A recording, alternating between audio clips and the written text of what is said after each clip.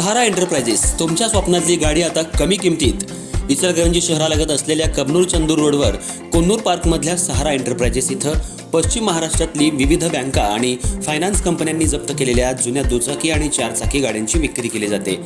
Showroom किमतीपेक्षा 25 ते 50% कमी दरात, उत्तम स्थितीत आणि संपूर्ण कागदपत्रांसह त्वरित डिलिव्हरी।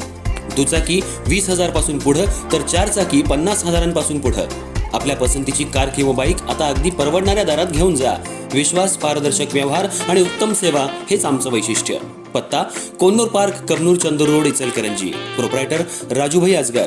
संपर्क 8055810910 आणि 9860785786। सहारा एंटरप्राइजेस, दर्जा, विश्वास आणि बचत यांचं परिपूर्ण ठिकाण।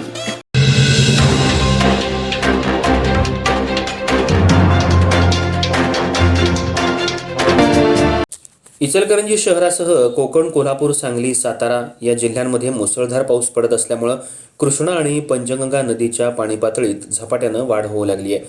शहरातील पंचगंगा नदीवर असलेल्या लहान पुलाला पुराचं पाणी घासू लागल्यामुळे इचलकरंजी महानगरपालिका आणि पोलीस प्रशासनानं वाहतुकीसाठी हा पूल दुसऱ्यांदा बंद केलाय। सध्या मोठ्या पुलावरून वाहतूक सुरू करण्यात आली आहे। इचलकरंजी शहरातील पंचगंगा नदीच्या पाणी पातळीत झपाट्यानं वाढ होऊ लागली आहे। धरण पाणलोट क्षेत्रात पाऊस पडत असल्यामुळे धरणातून पाणी मोठ्या प्रमाणात सोडलं जाते। राधानगरी, मलकापूर या भागांमध्ये अतिमुसळधार पाऊस पडत असल्यामुळे राधानगरी, काळंबावाडी धरणातून पाण्याचा विसर्ग होतोय। त्यामुळे पंचगंगा नदीच्या पाणी पातळीत वाढ होऊ लागली आहे।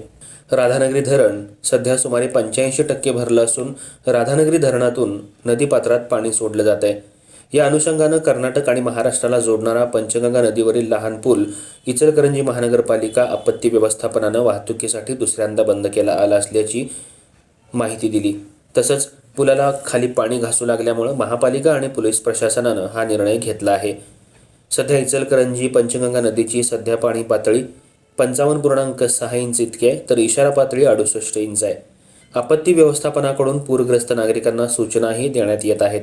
पावसाचा जोर असाच राहिला तर कृष्णा आणि पंचगंगा नदीला महापूर येण्याची शक्यता वर्तवली जाते। अलमट्टी धरणातून पाण्याचा मोठा विसर्ग होऊ लागलाय। कोणताही अनुचित प्रकार घडू नये यासाठी पोलीस बंदोबस्त तैनात करण्यात आला असून आपत्ती व्यवस्थापन सज्ज झालंय। गेले 2 ते 3 दिवस झाला मुसळधार पाऊस पडल्यामुळे धरण क्षेत्रामध्ये मोठ्या प्रमाणात पाऊस झाल्यामुळे धरणाची पातळी वाढलेली आहे। त्यामुळे इचलकरंजी पंचगंगा नदीची कालपासून रात्रीपासून मुसळधार पाऊस जोरात असल्यामुळे जो जुना वाहतुकीचा पूल आहे त्या पुलाला पाणी घासत असल्यामुळे प्रशासनाच्या वतीने कोणताही अनुचित प्रकार घडू नये यासाठी हा जुना पूल वाहतुकीसाठी व सुरक्षेसाठी बंद करण्यात आलेला आहे आणि पर्याय मोठ्या पुलावरून वाहतूक चालू आहे। तर नागरिकांनी पूर बघण्यासाठी व सेल्फी काढण्यासाठी इथे येऊ नये आणि गर्दी करू नये एवढेच प्रशासनाकडून मी आवाहन करतोय।